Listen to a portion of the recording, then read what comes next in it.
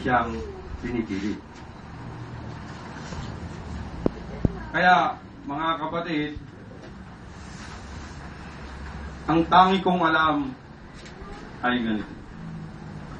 Kung tayo ay mga may kapatid, may mga magulang, mga anak, na hindi dumadalo sa ating mga gawain, hindi tumutupad sa ating mga tungkulin, siguro po, nandiyan ang ating Panginoong Kristo.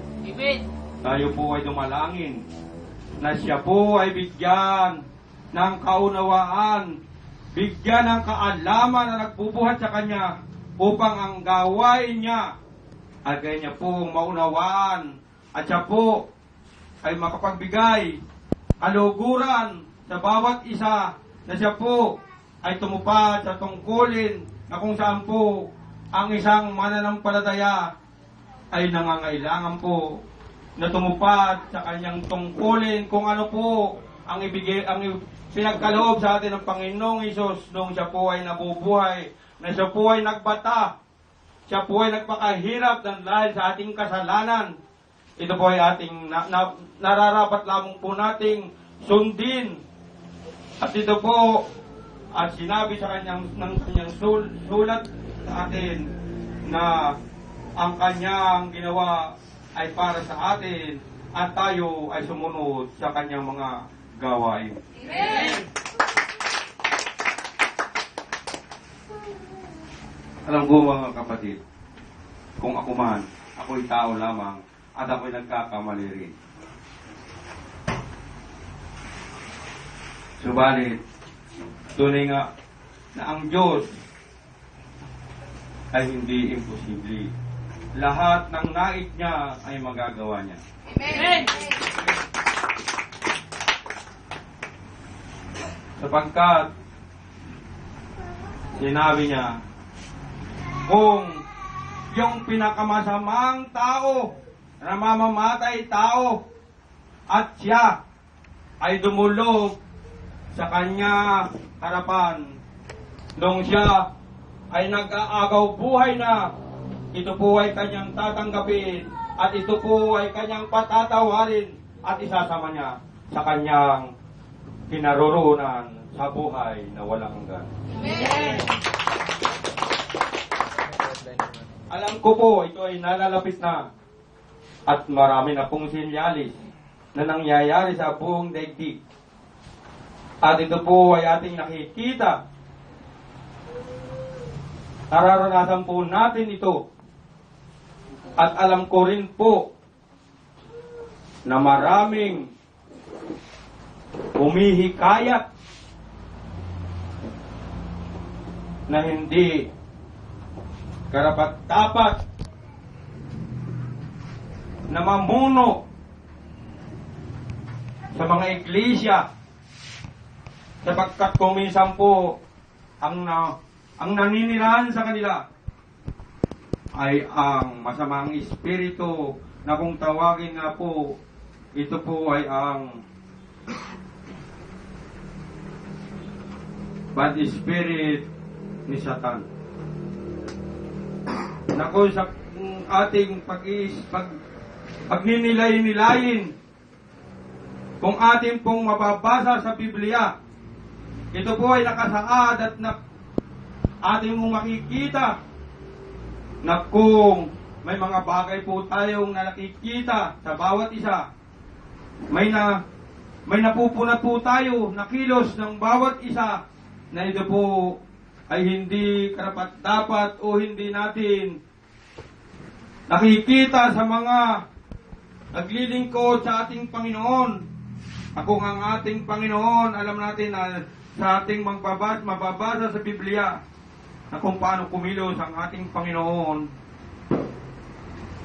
Nais ko pong ipabatid sa inyo, tayo po ay manuri sapagkat kung tayo po ay nananalangin at ang ating dinalanginan ay Antikristo, tayo po ay nagkakasala. Malaki pong pagkakasala kung tayo po ay diyan nananalangin, kung yun po ang ating sinusunod, sapagkat sinabi ng ating Panginoon, kung ikaw ay hindi sa Kanya, malaki po ang ating pagkakamali. Kasalanan po natin na siya po ay ating tanggapin kung siya po ay hindi ang ating Hesukristo na siyang namamahay sa ating kaibituran ng ating puso. Kaya mga kapatid, alam ko na sa bawat isa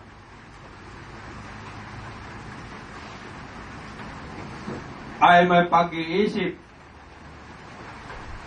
may mga kaalaman, at nawa mga kapatid, ito na ang panahon na tayo ay magkasama-sama sa isang Diyos, ang ating Diyos, ng Diyos ng kabutihan, ang ating banal na Espiritu, na walang iba kundi ang ating Panginoong Jesucristo. Marami pong salamat. Sa Diyos po ang kapurihan. Amen.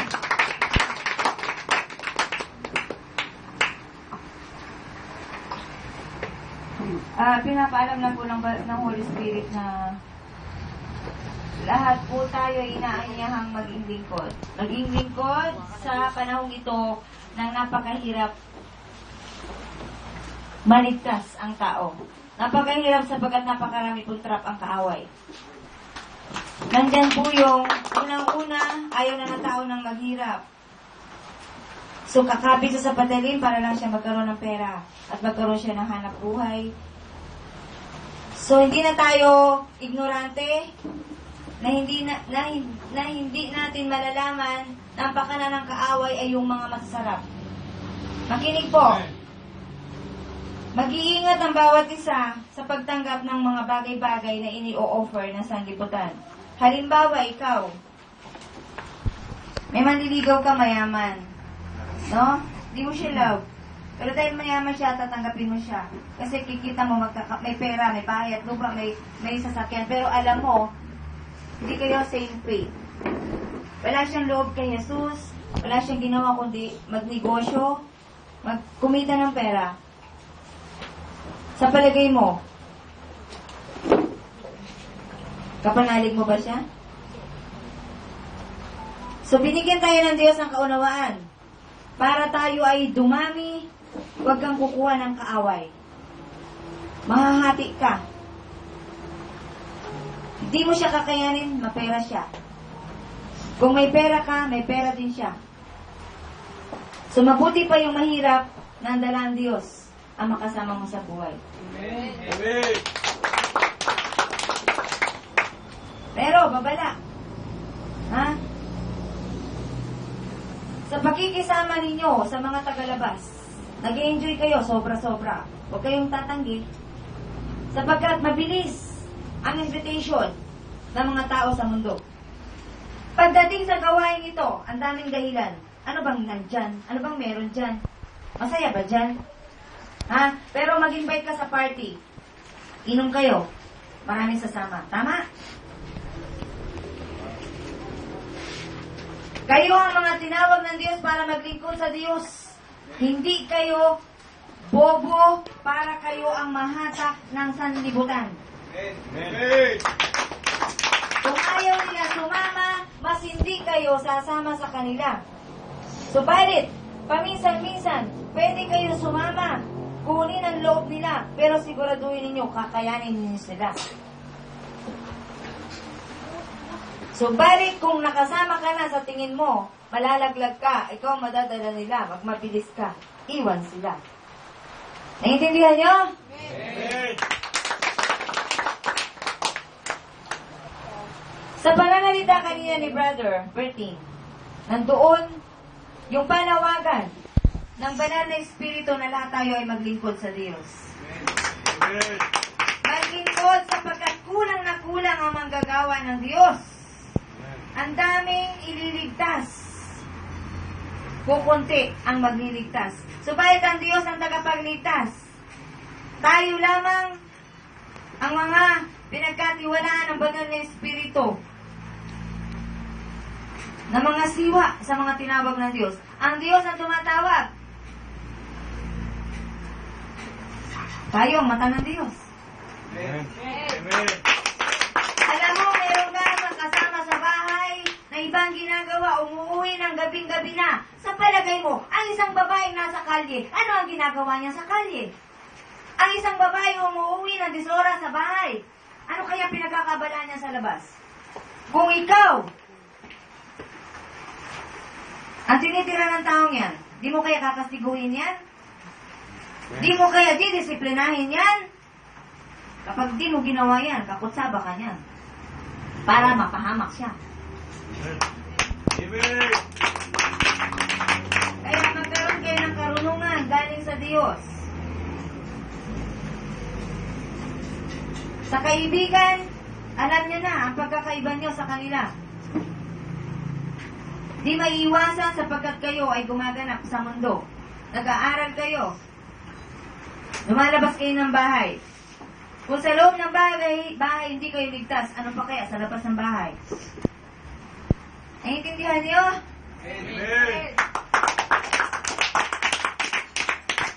Panawagan ni Brother Berting at panawagan ko, pareho kami lingkod. Panawagan ni Brother Billy, magkaisa na tayong lahat. At tayong lahat ay maging lingkod ng Diyos. Una sa loob ng ating mga tahanan. Amen. May isang kasambahay, may isang mahal sa buhay na hindi nakakaunawa sa sinasabi ng Diyos. Paalalahanan mo. Idepensa mo ang Diyos. Sabihin mo sa Kanya saan tayo kumukuha ng kinakain natin. Ang kaligtasan natin araw-araw. At sabihin mo sa Kanya ang salita ng Diyos. Ibato mo sa Kanya ang salita ng Diyos. Para hindi na siya makaangal pa. At kung manatili siya sa ganoon, kalagayan, wala kang pananagutan, bahala ang Diyos sa Kanya. Amen. Kaya sa inyong lahat na mayroon ng sapat na gulang, nanay, tatay, tito, tita, mayroon kayong mga anak at mga pamangkin, mga kasama sa buhay, mga kapatid, na mali ang ginagawa, huwag kayong magsawa na paalalahanan sila. Araw at gabi. Yun ang magagawa ninyo para sa kanila.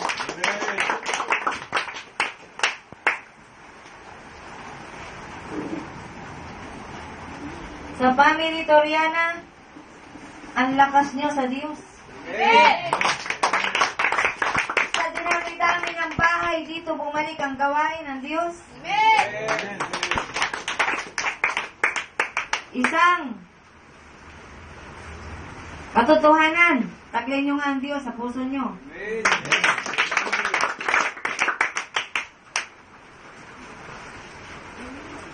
Kaya mamulat na kayo. Huwag niyong pakawalan ng Diyos kahit anong mangyari. Magunaw man ang mundo, magkagulo man ang paligid, panatag pa rin kayo sapagkat hawak kayo ng Diyos. Kaya sa pagtatapos ng gawain ito, desisyon na po ang kailangan natin. Pare-pareho. Ako po'y nagdesisyon at ang desisyon ko ay no turning back. No turning back!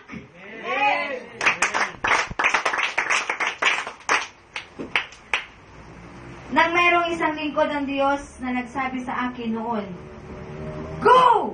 Sabi niya, sapagkat siya may authority galing sa Diyos. Naglalakad ako, nakapikit ang mata doon sa prayer and worship na yon, sa prayer meeting na yon, sapagkat ako inanoint ng Holy Spirit. Lumalakad ako, nakapikit ang mata. Yung isang lingkod ng Diyos ay nakabantay sa akin. Sabi ko, yung lingkod ito ng Diyos, hindi ako bababayaan ng Diyos kahit nakapikit ako. Tuloy ang lakad ko. Go, sister, go! Go in Jesus' name! Lakad ako at ang sinabi niya, stop! Stop ako. Makita ko, ito yung stage. Babangga ako kung hindi ako nakinig sa sinabi niya. Purihin ang Diyos! Magtuto tayong makinig mananalig sa lingkod ng Diyos. Kapagkat ang mga lingkod ng Diyos ay pinagkatiwalaan ng Espiritu ng Diyos.